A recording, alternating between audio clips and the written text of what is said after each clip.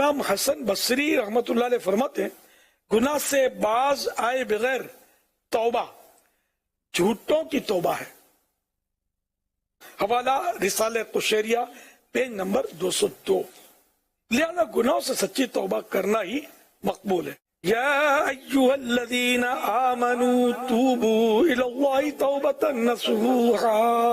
ایمان والو اللہ کی طرف ایسی توبہ کرو جس کے بعد گناہ کی طرف لوٹنا نہ ہو.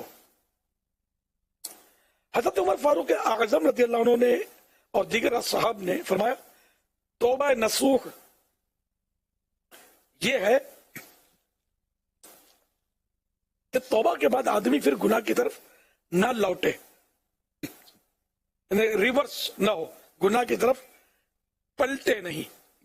جیسا کہ نکلا ہوا دودھ پھر تھن میں واپس نہیں ہوتا.